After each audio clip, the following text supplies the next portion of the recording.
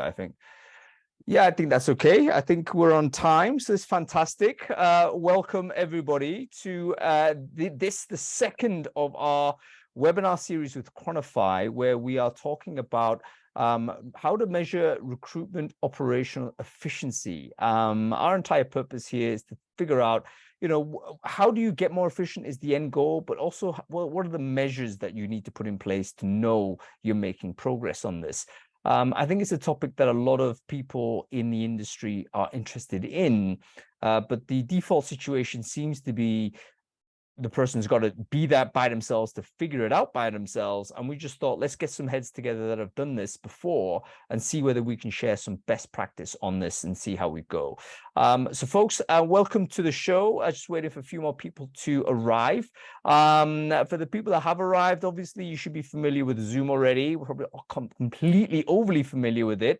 But as a webinar service, you should be able to operate and have some sort of additional functions that you might want to just get used to. So be aware, of course, the Q&A feature. We're going to go to questions towards the end of this conversation. So if you have any particular questions for our panelists that you definitely want to have answered, make sure you use the Q&A feature there. Obviously, we love to have a chat with anybody who's involved in this. So I believe you can have the chat function available. In fact, why don't you test that? Anybody who is on chat now, just switch it to everyone in terms of default. And if you're happy with it, go and send a message in chat and let me know whether, firstly, you can interact with chat and whether you can hear and see me okay. And yeah, I think we should be ready to go. So why don't we kick off with a few introductions before we go? Mary Kay, you're online. Why don't you introduce yourself real quick? Who are you? What it is you do? Hi, I'm Mary Kay Baldino. I live in the Chicago area and I lead talent acquisition for a company called R1 RCM. We're a revenue cycle management company for hospital and clinical systems, basically making the patient experience better by streamlining the entire process of how people interact with their hospital, their doctors, and all of that. Fantastic stuff. Stephanie, why don't we go with you? Who are you? What it is you do? Hi, everyone. I'm Stephanie Baysinger, also US based. I am in Las Vegas, Nevada. It is quite hot here already in this desert landscape. I have been working in recruiting operations and recruitment efficiency for over 10 to 12 years. A couple companies I've worked for, I've actually built efficiency measures from scratch, specifically in the technology space. So I've been at HubSpot, Klaviyo, and then most recently a fintech company called Marqeta that's based out of Oakland and the UK. Fantastic. And Jose, would you like to introduce yourself? Who are you? What it is you do? Yeah, sure. Thank you so much. So yeah, I'm actually based in Barcelona and I'm actually leading the hiring team in a company called Global Savings Group as well. We're actually coming from tech companies, scale up really from early stages, from startups as well, more into like a more advanced stages. And basically, we've been really working a lot of like improving efficiencies and processes and building and scaling up as well. So that's really where my main focus has been throughout my career and always international companies, considering Europe, but also US and also now across the whole globe. So yeah, thank you so much. Fantastic. Let's kick off with sort of one of the primary questions, I guess. People are going to say, okay, what are the KPIs I need to care about? Do we still roll back to the stuff that we all know? Is it still time to hire? Is it still, a cost per hire?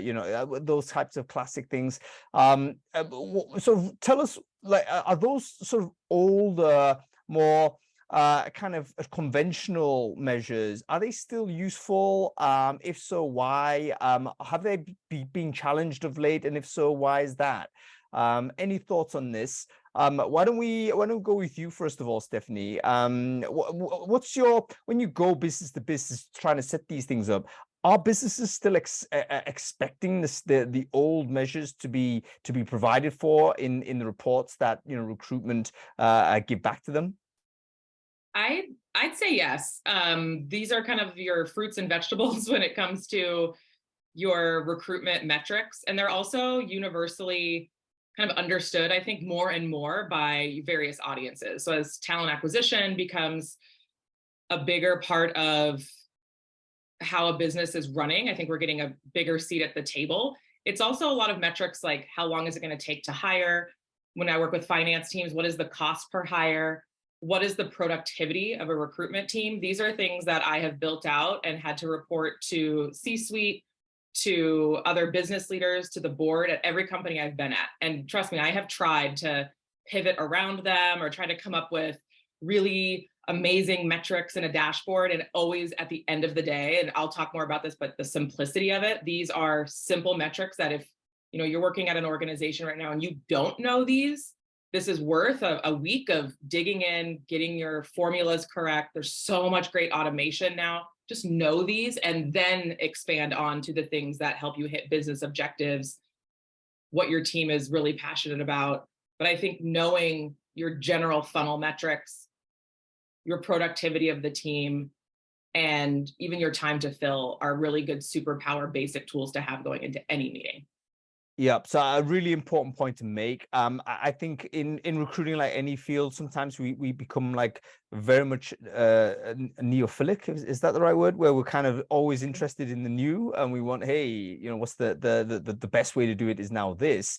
All that's well and good, but we have to understand that we are providing the data not only for ourselves, but for the business, and they themselves have been pre-trained to understand and expect certain types of information. So from a non-recruiter perspective, things like how long is the job empty? How long is it going to, what is the cost to get this person in terms of the dollar signs or the euro signs, and what is the effort level required to actually do this? So those types of baseline metrics we have got to be on top of. You can't deny them. We can certainly try and evolve the conversation as we go, but we need to be able to negotiate our way forward, firstly by having that solid foundation.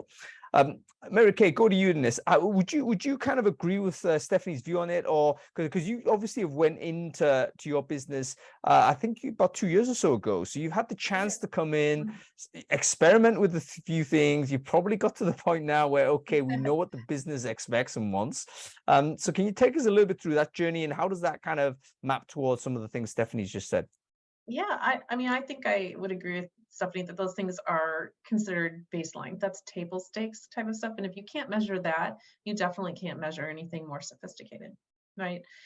Because if your data is not clean and you don't have don't have the right formulas, you can't produce basic metrics, then forget evolving. What I would say though is the time to fill is the least interesting metric that I can think of in terms of actually measuring recruiting efficiency. I think a couple of things that you do to involve that are to start having conversations with the business about, well, how can we measure things that actually change outcomes, that improve efficiency? So for R1, we have evolved towards measuring time to fill variance. It's not the actual time to fill that's interesting. It's the how much variance around a mean. So we look at setting up a target start date when we're doing an initial kickoff to a search. So based on like how long is how many interview cycles and how small and specific is the talent pool for this job, we set a target start date. And then how close are we on an ongoing basis across volume? How close are we to actually hitting those target start dates? When you look at the outliers, then, you're looking at the outliers, you're able to really start focusing in on, well, what's going wrong in your process. So you have to be able to measure the basics in order to get to the more sophisticated measures, but time to fill is boring. It just doesn't actually help you drive improvement. No, so let me understand this a little bit more clearly, Mary Kay. What you're saying is we can be sometimes seduced by having the one number. Time to fill across the company is, I don't know, 80 days or something. But it might not particularly be useful because obviously you've got a huge variance within the roles in your company. Some roles might be filled in 10 days, another might take 500 days. And obviously those things skew what the overall measure might be. So you need to do variance in terms of role. And then it's a case of, can you improve on that? So it's not necessarily one number is a bad number or a good number. It's like, oh, this has just historically been the number.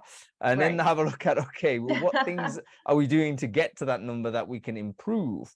And that's those are almost the secondary measures that are going to be more important, because you can actually then influence this is exactly what we're talking about, influence the efficiency of it. So exactly.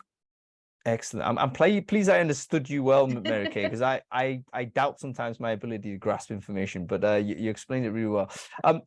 Jose, let's go to you on this. From what Stephanie and Mary Kay sort of talked about so far, how much does that resonate with your kind of approach and process? Like, is there a general consistency how to do this, or do different companies kind of evolve their own way of doing it, and how does it all that fit together? Yeah, and no, I gotta say, I really agree with Mary as well, because in the beginning, also when you're like, you start your career as well, you don't really understand what's the reason. What you really understand over the time, and really when you're building processes, is exactly not the number, but actually the how to identify those bottlenecks and those blockers as well. What is exactly that you really need to tackle, because every company is completely different. At the end, we are all fighting for the same talent in a way. So it is important to understand how to remain competitive and how to find that. So I think that it's important. Basically answering your question, yes, you need to connect that as well to your company, to the talent segment that you're also targeting or you are after, but also really how that evolves, because also I've been in companies that have really changed the process throughout the time, even in the same process, because market change so quickly. So definitely really understanding the moment and the context, it's really key. And that's exactly the number that we are looking at, but just not from the numbers, it's just because it gives you the key of the blockers and how to connect that actually indirectly with other areas such as employer branding as well. Why are we going quickly, or why not? Are we the preferred option or not? So those are a lot of different indirect variables that we are actually introducing in that number as well. Yeah, very, very interesting. Folks, just a quick word out to you. Let us know if we are like going too fast and too deep on this, because we want to make sure that everyone kind of follows along with what we're talking about. I'm like hanging on my fingernails here. So if you're like me and you're not quite there, let us know in chat.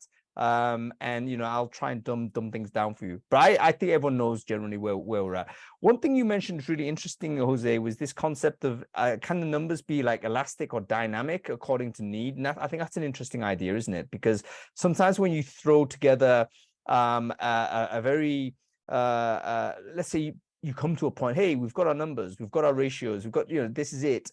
But then how does it then how do you keep that flexible according to conditions that might change very quickly?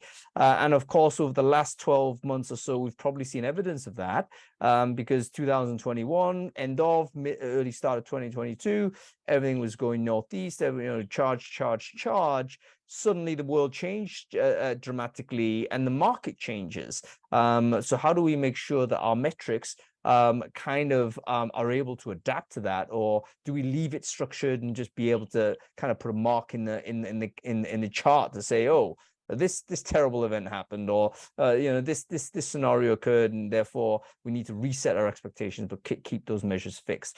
I think Martin says something really interesting. Was it Martin? Martina. Okay. Martina said, okay, could you go over the main areas that you should absolutely measure before we go quick? So we're going to absolutely do that. This is an evidence of our ability to be flexible. So let's talk about this. We're coming from a complete blank slate. I am a new person that's in charge of a TA department. Never done this before. What kind of things, the basics? How do I make sure I've got the right sort of numbers that I need before I even have a single conversation with the C-level? Let's start from there. So you're coaching me to do this. What do I need to know? Let's go with you first, Mary Kay. Sure. I think the key thing to remember is that you're measuring a process, not people. Obviously, people influence the performance of the process, but you got to focus on what are the process stages and being able to measure the efficiency from one stage to the next. So kind of what is your recruiting funnel, and what kind of fallout do you have at those different stages? Are you collecting, for example, too many applications or too few? The only way to know that is if you understand, how people are flowing through the funnel. So those kind of basic process measures around fall off are a really great way to start in terms of measuring. Cycle time is important as well. I talked a little bit about that already. We touched on that. So I do think that's really an example of efficiency. And then looking at recruiting costs. So I like looking at recruiting costs relative to the salaries of the people who are being brought in. So recruiting cost ratio, what are all of your recruiting costs, your talent acquisition team, your employer branding and recruitment marketing expenses, any agency fees you're paying, add all of those together and then divide it by the salaries of the people being hired. And you can then trend that over time to understand whether your costs are going up or down relative to how many people you're hiring and how those people are paid. Because general rule of thumb is that the more expensive your labor force, the more specialized it is. So you may need to spend more time and more effort and more marketing dollars attracting that kind of a workforce. So and a lot of these things only mean something if you trend them over time. So establishing solid measures that you have really good data definitions around, and then being able to trend them over time is super critical. Yeah, let me just restate some of this. So Sure. basically, at a very basic level, you need to know what the recruitment events are to get someone hired. Like in your business, what are the things that happen in order for this person to be recruited? You need to understand whether there's variance in those stages according to the different roles, which there probably are. And I guess that you may then have slightly different numbers according to different jobs, but you might then have an overall piece. And then you're looking at I guess the conversion ratio. So anybody who's done sales understands this. Like, how many calls do you need to make before this thing happens? How many of those things need to happen before the next thing happens? And that's the classic understanding of how the funneling process works. So understanding of what those numbers might be. Really, I'm going to go back to the last point you made before I go to the main one, I think, Mary Kay. But essentially, you also need to understand the historicity of it, if that's too many syllables, possibly it is. So if you're arrived to a company, you may already be able to go back in time, so to speak, to have a look at some historical hires and then track back in time. If they've got a decent ATS and they've maintained it, or it's been automated in some way, you may be able to track that. So a little bit of data analytical work may be required there. Worst case scenario, that hasn't happened, then I guess you've got to start today and start putting those numbers in. So if you're starting right from the get-go, and Martina, I'm just addressing you here, but I'm sure I'm addressing a lot of people also. If you're starting right from the beginning and you need those numbers, basically, and they're not there, you just got to start and figure out start from that point and start putting those numbers in. Final point, which I thought was super interesting, and I think the finance guys and the C-level will be interested in this. The amount of money basically it takes to hire the candidate, the cost per hire, the classic one, is calculated by having all of the inputs required to get this: the tooling, the labor cost, any advert, plus maybe even the time. I think sometimes we don't put the time in, but let's say your hiring managers, they're expensive. If they're plugged in to do 20 hours of interviews a week, that's a cost. You could put that in as well. Your choice how to moderate that. There's some classic ones in there, and then you divide by the salary of the person. Is that right, Mary Kay? So that you can just basically get a trend lines and figure out where you need to focus your resources. Yeah. Wow, interesting. So some data analysis work, basically. I hope all of that makes sense. Stephanie, why don't we go with you? How would you add to that? Would you contest any of those of that commentary? Again, treat me as a person that doesn't know what they're doing. What else do I need to know before I charge ahead? I will agree with everyone in the chat. Mary Kay, is just such a good thing to remember around measuring a process and not people. Especially spending a lot of my time running recruiting operations. I spend a lot of time in dashboards and looking at the data. And I would agree with what Mary Kay highlighted in terms of what measure, like I loved what you said, Hung, and when you summarized around knowing the steps of your recruitment process. So as you come in, really being like an anthropologist or a detective and looking through the data that currently exists, the process to hire somebody to come into the company, and just taking some time, a scratch piece of paper I've done, and just mapping it out. I think this can feel like a very overwhelming task to say, what are all the KPIs? What are all the metrics? What I think, we're kind of summarizing here, we're focusing on time, we're focusing on cost, and then we're focusing on the events.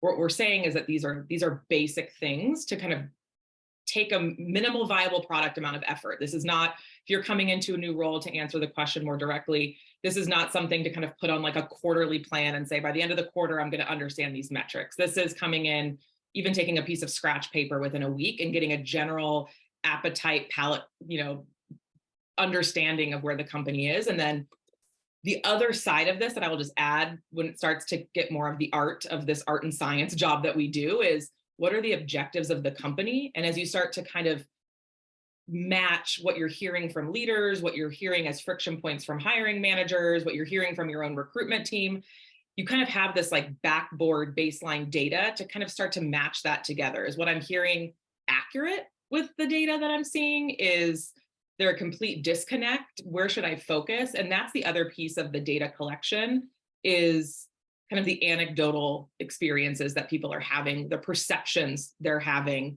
within your recruitment events, which I think is a really important just add on to that I've had to work through. And I think Jose made a fantastic point around meeting the company where it is. I've been in situations where we've had a blank sheet of paper. I've been at places where historical data has existed, and I'm kind of just piecing it apart and asking and poking some questions. And yeah, that's what I would say in terms of like that next piece, is having that baseline data so that when you're going out on road shows and presenting information and hearing friction points, you have something to kind of bounce that up against instead of kind of taking everything at face value. Yeah, very interesting. Yeah. Okay, we'll have to ask you the same question, Jose. You're training me. What kind of things do I need to? So already I've got loads of stuff from Stephanie, Mary Kay. What other things do I need to put in there to make sure that I've got a good foundation for me to build this going forward? Mm-hmm. Yeah, I am actually need to agree with both of them, but I think at the end of the day, what is important is like, when in doubt, go back to basics. And I think what I really measure always, especially now that I just joined this company and we're really building and really reassessing everything that we have, actually, like normally the first number of questions, like how long, like especially from senior leadership, what is the forecast of how long are you gonna take, or what is expected, and at the end, it's always like, we need to have historic data. And what is important is for me, there are two main different things. One is the quality of the hire as well, considering that what's the source, what are the kind of like the recruitment marketing campaigns that we're doing, what are the kind of even the roles that we're checking, because we cannot assess all the roles or have a process similarly for all of them. We can unify, but we need to definitely localize to each one of the roles that we are looking into it. And the other one is the conversion rate. So normally what is important is that maybe on top of the funnel, the conversion rate, maybe it's a bit lower, but if we see that that conversion rate throughout the stages is going higher, that's what I've noticed. Then normally the cost is actually the lowest, because actually we've done a good job in the beginning, aligning and really setting expectations with everyone. And normally you really see how they actually turn into a hire, and actually even the offer to time to offer, the offer acceptance rates and everything increases so positively. So I think that is really important as well, to check the quality, the roles, and also the conversion rate. So I think to me, that's really what has been very, very key. Yeah, and conversion rate, by the way, is the classic, the optimal conversion rate is 1-1-1-1-1, right? Like, okay, one candidate goes through all that's the classic process, because you get your hire with, I guess, minimal effort. Because let's face it, if you're plugging in loads of candidates, you can kind of over acquire candidates. because you're actually expending excess time. And in fact, that's not a particularly efficient way to do it.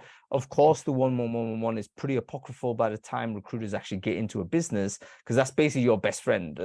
Go through that process. When you're hiring strangers, typically you have a wider funnel, but at each stage of your of those recruitment events, you can do a conversion. It's a very simple a number to track. And as Jose mentioned, the closer you get to one, basically means the more efficient you're going to be getting, and the less cost involved in doing that work.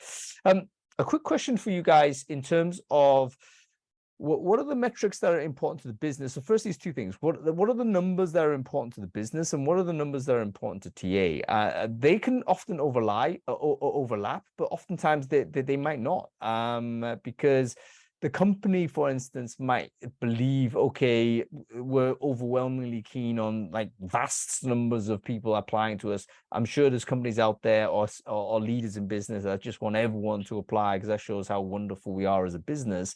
But for recruiters, that's not necessarily great, because what we want to do is measure how efficiently, or what the improvements are in recruitment efficiency. It's a slightly different set of numbers we need to think about.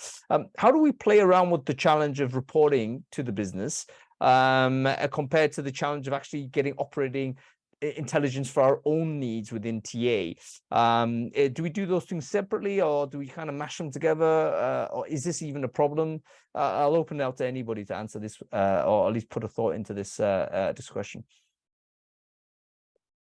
I think the metrics that get reported onto the business tend to be process metrics. And if you're measuring the process, there are certain key moments where your recruiters influence that process, and they have an ability to change outcomes. And so in measuring recruiter performance, you got to focus on those key moments. So for my team, it's things like the quality of the kickoff meeting. And there are, because if you go upstream in the recruiting process, the first moment the recruiter touches the recruiting process and really has an opportunity to change the outcomes of the recruiting process are at that kickoff meeting. So quality there, quality of the recruitment strategy and how effective that is. How are you sourcing? Are you using the right sources? Is your outreach effective? Are you communicating well the value proposition of that job to your candidates? Your time to get to a slate of candidates. And I just want to emphasize here that some of the things the business cares about actually live in tension with other things it cares about. So everybody wants things fast in recruiting, but speed kills diversity of candidate slates. So if your company wants both of those things, how do those live kind of in tension with each other? Which is why I think Stephanie might have already mentioned this, but getting to kind of a balanced scorecard with the business is important. But in terms of measuring, recruiter productivity, you have to focus on things that they can actually control and influence. And the totality of cycle time is not one of those things. So I don't measure recruiters on how long it takes to fill jobs, for example. Yeah, really, really important point, because I think actually a lot of the reasons why recruitment teams kind of shy away from putting the measures in, because they're fearful of actually creating a rod for their own back to say, oh, if I put these measures in and we had a lucky 6 months or something, I don't want everyone else to look at us and say, we're going to redo that or do better, because actually there's tons of stuff we don't control. For instance, hiring manager typically is not the recruiter. That is someone who is making a hiring yes no decision. Can we influence that person? Yes, but can we compel that person to make decisions? No.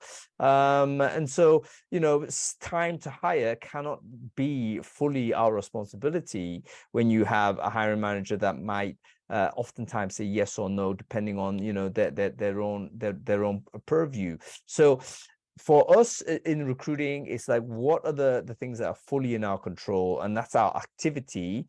and our behaviors, and we can kind of map that to how effective we might be relating to the rest of the business. But it's not like a direct contingency. For instance, classic one would be, have you met the hiring manager? Have we had a proper kickoff meeting? Or is it just, the spec has just been sent by email, hasn't been a synchronous conversation? Probably we can say that's a suboptimal meeting, I would say, and the chances of us having a great experience or being effective in recruiting are going to be constrained because we haven't actually got that information. So stuff like that.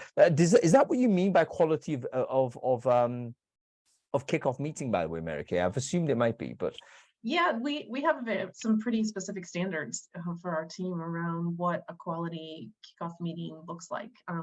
We train to those standards for the recruiters. Our recruiting managers sit in on kickoff meetings to ensure that recruiters are continuing to develop in that area, because really the goal is that recruiters are capable of advising in those meetings, and that they are steering the search in a direction that will lead to the best combination of outcomes, a diverse slate, high quality candidates, and a efficient process. Yeah. So basically, would there be, I mean, again, just digging into this, I think it's a really illustrative example, but might there be circumstances where a recruiting process kicks off without a fully sort of fully compliant, if you like, approach, and that would be ranked down in some way in your view? There'll be a number that would go into a system to say, you know what, this is chances of this, being absolutely superb, kind of -2 as a result of there's repetitive hiring in almost every company. I mean, I suppose really small companies there might not be, but we have some high volume hiring areas where you've got the same team that's just submitting another role for the same kind of person that they always hire, right? Do you actually do a full-on kickoff meeting for that? Absolutely not. You integrate that into your broader existing pipeline, and you keep moving, right? So you have to have an approach that's adapted to the circumstances. But in general, for most kinds of hiring, that kickoff meeting is where your process starts to succeed or starts to fail. Yeah. Absolutely. So, and there's other kind of moments of recruiter influence, aren't they? Looking at your situation here, or your experience, Stephanie, in particular, what are the moments would you say a recruiter can kind of say, right, we're a little bit in control of this part of it, and therefore it should be some of the measures for the TA teams kind of operational performance stroke efficiency? I think one of the places that recruiters really have a lot of creativity and control is around building a top of a funnel. I am a huge advocate around structured interviewing and creating consistency across the business for how the processes will run. I think where recruiters get to really kind of pull levers within the process is, where is our talent coming from? How does it align with what the business needs? And are we creating a diverse focused pipeline, which extends to where we even find the talent. And so that's where really impressive data can really come in, and knowing kind of the state of your overall talent pipeline and funnel is, where are we right now? And then I know there's a question that I saw in the chat around quality of hire. Very loaded question, can't wait to get to it. But when the business is looking for something at the end of the process, what kind of mechanisms are you putting in place at the beginning to increase your likelihood of success? And I think recruiters have a very, very big hand in saying, here's the talent market. The past, to Mary Kay's point, like we have, roles where we might have hired the same role multiple times. Let's actually do a quick analysis of what those pipelines look like. Let's be really honest around where we could have done better. What are the measurements of success? And at the top of the funnel, do we need to, work more on our branding? Are our job descriptions actually bringing in and deflecting the right type of talent? Should we be focusing more on sourcing? And I think that is just such a really powerful thing for recruiters to own, specifically right now with the market. You know, I've been in positions where we're sourcing, and that's like the biggest thing that we need to do because the market is so competitive. Now I know a lot of recruiters, maybe folks out there right now on the call, are dealing with hundreds upon thousands of applications based on the market. Like, we need to be aware of the market, and then the recruiters are really, really talented in pivoting and adjusting to the new market to get the right type of funnel in to hit that quality of hire at the end, the ultimate North Star that I'd love the answer to too one day. So yeah, that's kind of my on that. Yeah, we're going to get to the, don't worry, we're going to get to the Yeah. quality of hire question in a second. But by the way, folks, even for people at a very base level that might think recruitment metrics are a little bit outside of comfort zone, you've probably already been doing it in a way, because when you post an advert, for instance, you're also intuitively understanding, are you getting people applying to this? And you might have posted an advert 18 months or so ago and got very little response. Post an advert today, suddenly you get an overwhelming response. That itself is some signals as to the market change, and it could give you an idea as to what you should or should not be doing. Because is it a good idea to post an advert when you haven't got a system in place to handle volume, for instance, and then suddenly you're exposing, you're jeopardizing potentially your candidate experience, your employer branding, because you can't handle 500 applicants that you didn't consider that you had capacity for. So all of those things need to be part of your kind of thought process as you go through this.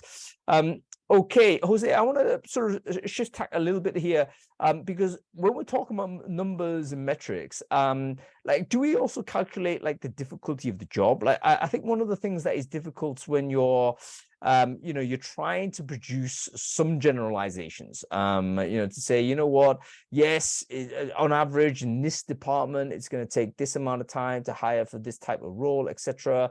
That's all good. But, maybe the roles are so different that it takes you have to calculate difficulty of hire into the process before, and communicate to the business. Because, something that is very much overly generalized is that one sort of manager might have a look at his own department and think, oh, why am I taking so much more time to hire for this? Why are the TA taking so much time to populate the pipeline for this particular function when my buddy over there seems to be getting better service, quote unquote?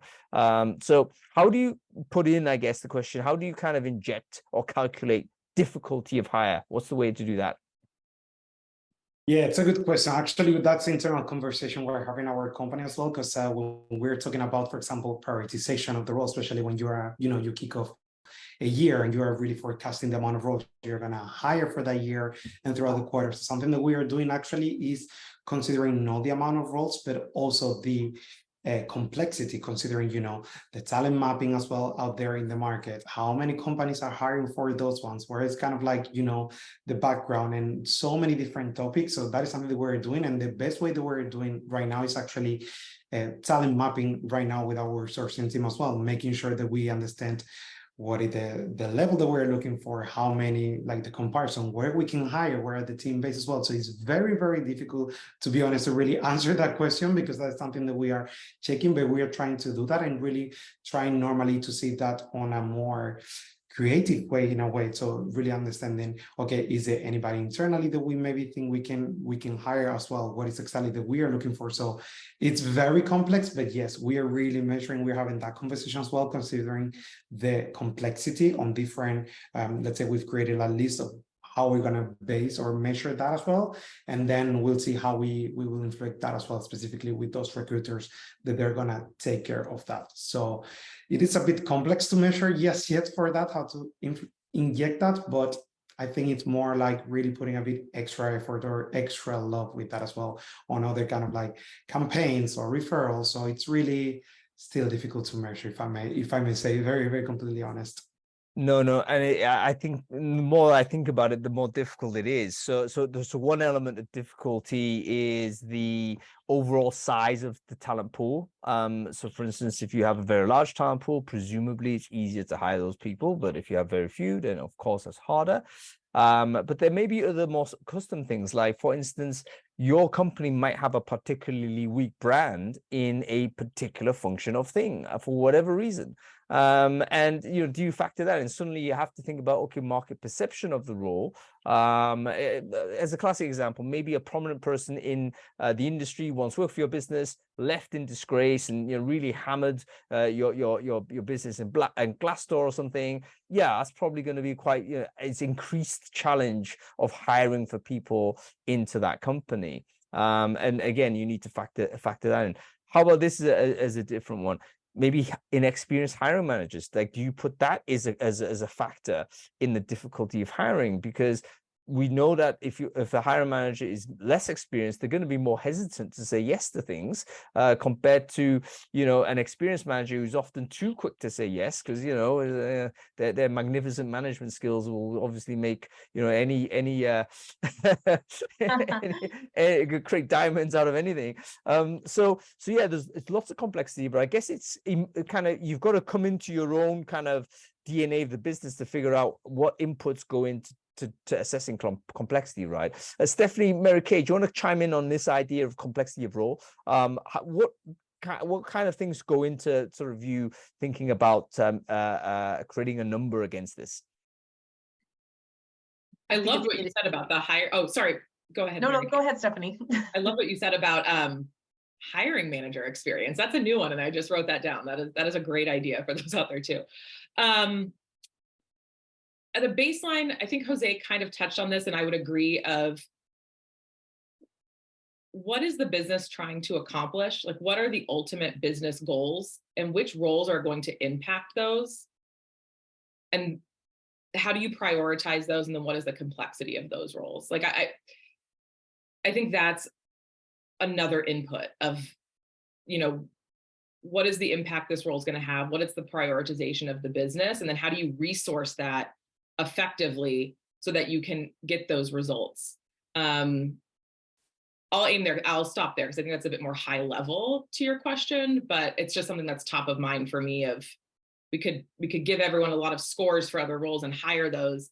And then I've been in positions where we're like, wait, we've done all this complexity measurement, and actually the one position that we needed is still in the process right now. And if we should just prioritize that from the beginning, and it might have a ripple effect on that hiring manager being in the business and being able to hire more people for their team, et cetera. Yeah, absolutely. How about your thoughts, Mary Kay? How do we calculate complexity of the job? Like, how difficult it is to hire that role? Yeah, I think that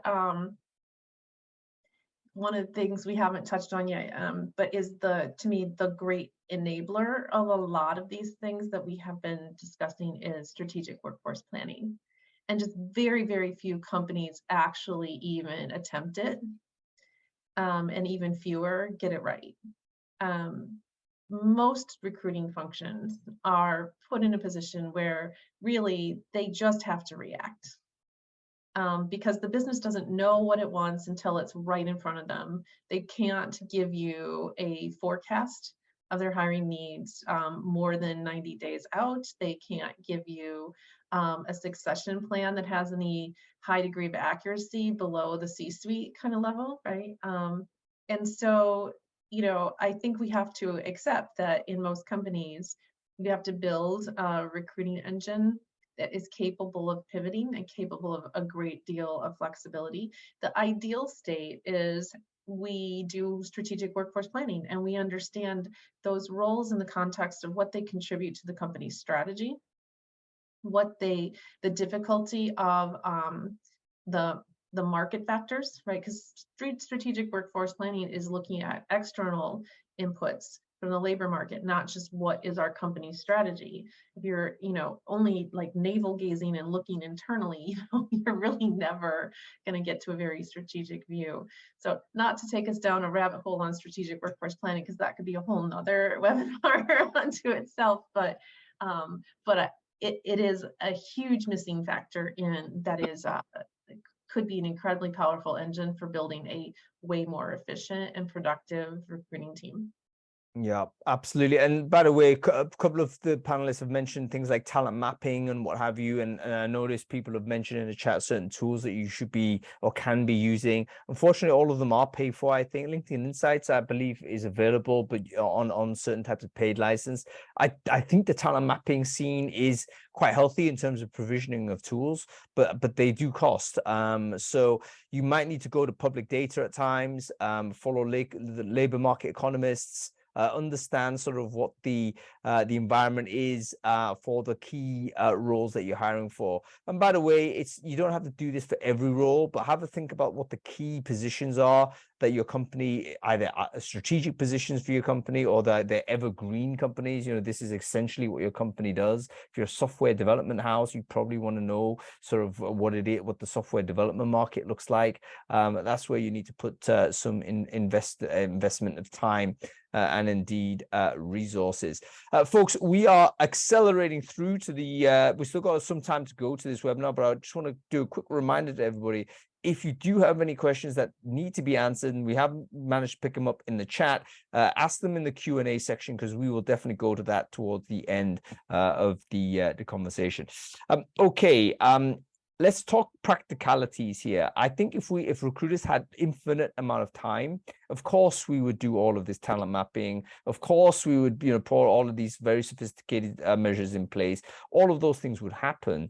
But there's a reason why talent operations has emerged as a subgenre within recruiting. Is because an operation recruiter, cannot possibly be doing all of this. This is why we've had almost this career path merge, of which Stephanie may in fact be an exemplar. So, bearing in mind, though, not every organization is of size, scale, and maturity to have a talent ops as a distinct function. How do we kind of make the sort of practicalities work, where we need to have some numbers in place, but this person is still needing to recruit? I'm imagining a figure, maybe only one recruiter in, or perhaps small team around them. How do they assemble something really scrappy that kind of works for the time being, whilst they still have to, knock down these roles? Any thoughts on, I guess, doing it quick and dirty is probably the way I would think about it. Jose, your thoughts on this? Yeah, love this question, because that's something actually that coming from scalable as well, like scale up companies as well, it's always a struggle that we had. Something that we normally have been doing in this we're actually doing in my current company, Global Sales Group, but also in the past, actually, to really make sure that specifically not consider recruiters are as a service, but actually as a TA partner. I think that is something that is been really key. And it might sound like it's not connected, but it is, because something that we did is also really dividing the role in a way of like having like an 80% where they dedicate obviously to really the main goal of a recruiter, which is like also really being like, at the end of the day, hire people. We put it like really bland and plain as well. But what is important is also for me is really that scalable system as well, and how to really the notion and knowledge management as well, how those recruiters are also able to grow in their careers, how to really make sure that the processes are automated to be able to be more efficient as well, and also give them time as well for matters as a diversity, and really bring in the top of the funnel, be more creative as well. So when it comes to practicality, to be more practical, let's say, it's really important to obviously focus on what we need to do, but also really making sure that we give a space for them to really work as a team and really building their foundation. I've noticed that when companies as well try to go a bit more like really out of the box, but nothing is really built on the ground, everything just will fall apart. So I think it's really, really important, as I said before, going back to basics, have the knowledge management, set expectations, really be aligned, and I think what's also what Mary Kay really mentioned is that workforce planning was something that has been really a key point as well, and really connected that with the team of recruiters. It really, really helped a lot, and then connected obviously with how the market is now with employer branding and diversity and inclusion. I think that really brings so much efficiency as well. And at the end of the day, it also is practical in the short, but long term as well. To me, that is something that is the best way of building like really a practical and a strong team as well for in different timelines. Yeah, I don't think there exists a tool that does this, does it? Like, imagine there might be, I mean, I guess we should talk about AI at some point. Like, is there a scenario whereby there may be a way in which some sort of artificial intelligence can connect with a bunch of systems that start giving us some insight and outputs that currently seems to be pretty scattered. I think most people who are building some type of recruitment ops efficiency metrics probably will be building this in Excel even, or would be building it on, maybe some sort of consumer grade app, I think Visual Studio or something. I don't know. There'll be ways to do it, but it's not necessarily, a tool that kind of magically does it for you. So perhaps there's an opportunity there for somebody. Okay, let's do the practicalities again, Stephanie. How would, you do it in fact, you were the one that mentioned the scrap piece of paper. So what was on the paper? Google Sheets can be your friend. I have definitely built very, very easy equations of, a funnel in Excel. That's, you can type in the pass-through rate percentages. You can build this yourself. Get to know your ATS. If you have an ATS, like just take an hour, block off an hour this week and just poke around with some of the basic funnel metrics. Like take some time. I think, Jose, to your talk on like knowledge management, like put the responsibility on yourself or your team to upskill. You don't have to do it all at once, but one task a week for the next couple weeks. I'm going to analyze my ATS this week, and I'm going to see if they can give me the general, what are the events in my process? And do I have an understanding of what is going on in those events? Because I might be asked, or when I do my next role, I want something to go back to. It's just setting the small habits and pieces every week to do that. I think that's the most practical thing to do.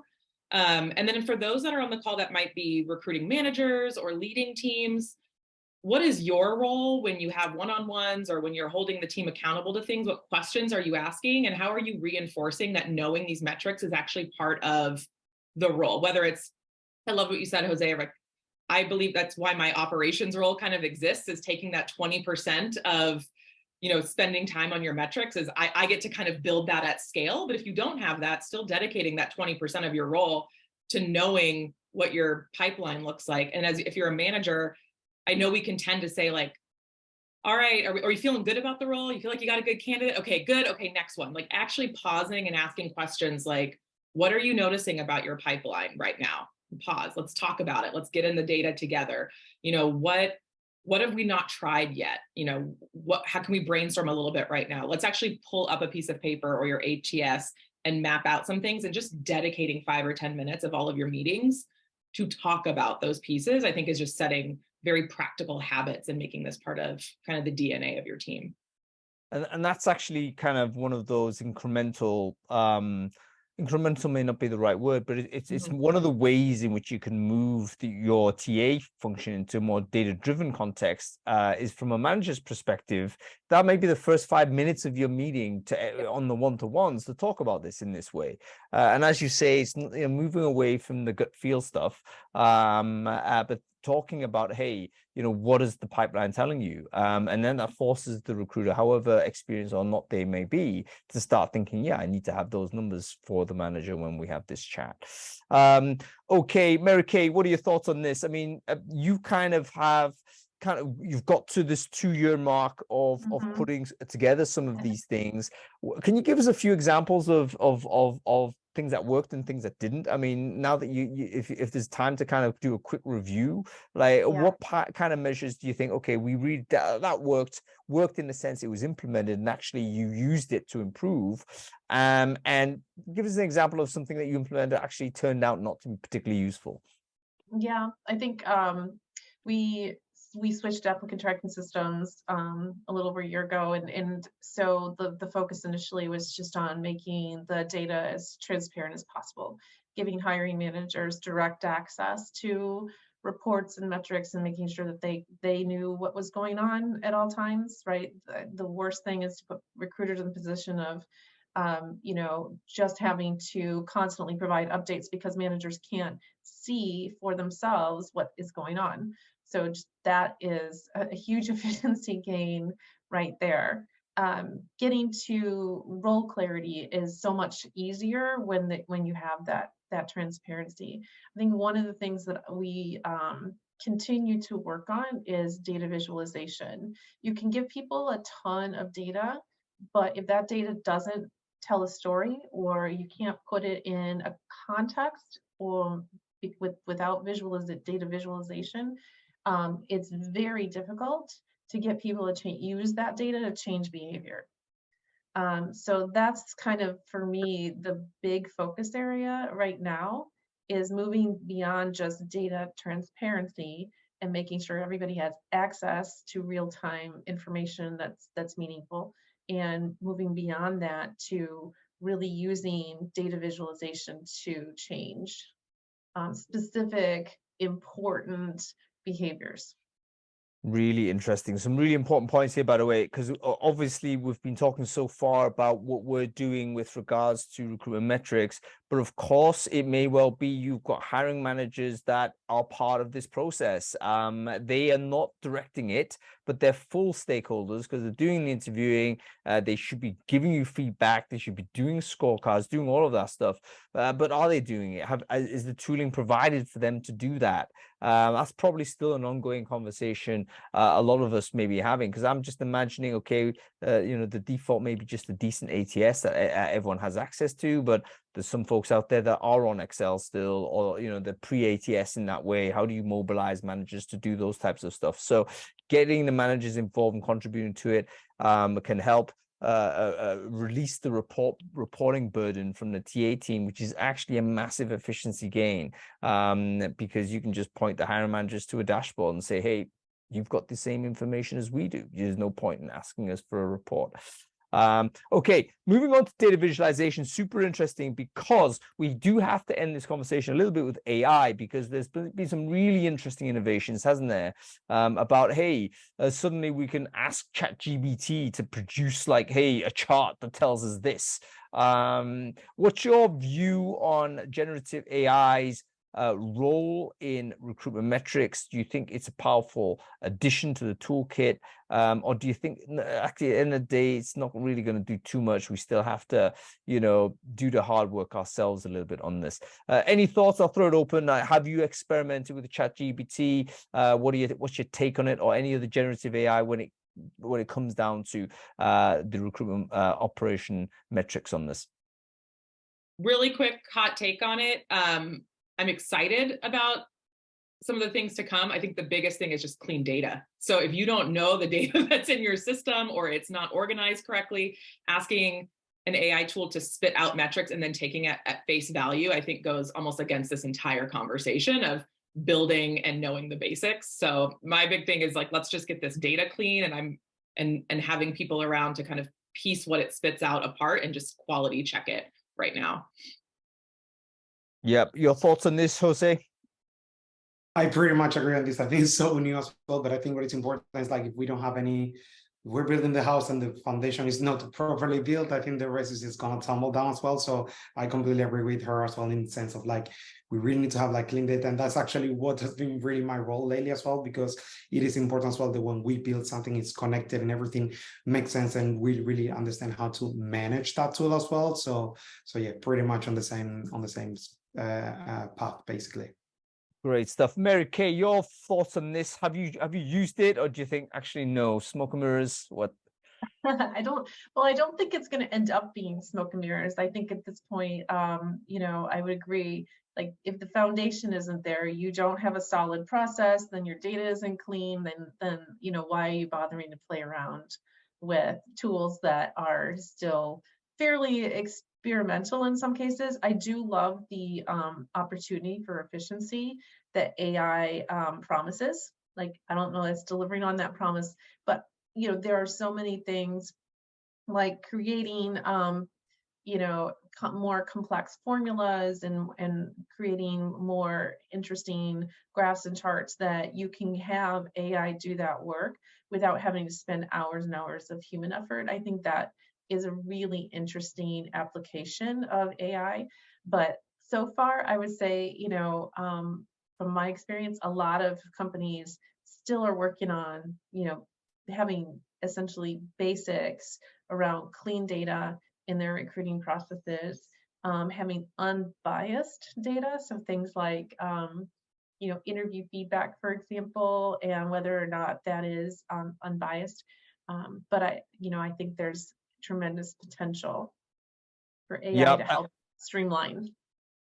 And the final bit of potential, by the way, folks, is that you can use it as a resource to learn about recruitment operations. You can learn it as a resource to learn about conversion rates and stuff like that. Just ask it and see what it comes up with. There'll be stuff out there because it's been trained on the internet, so to speak. So somebody would have produced some content on there.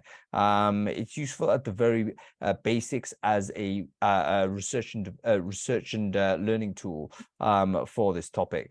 Folks, we are out of time, so we have to put it an end here. Thank you so much for watching. Thank you to our wonderful guests, Mary Kay Baldino, Stephanie Baysinger, and Jose Manuel Delgado. Wonderful to have you on the panel, guys. Thanks everyone for watching. I hope you've enjoyed our second of our series with Chronify.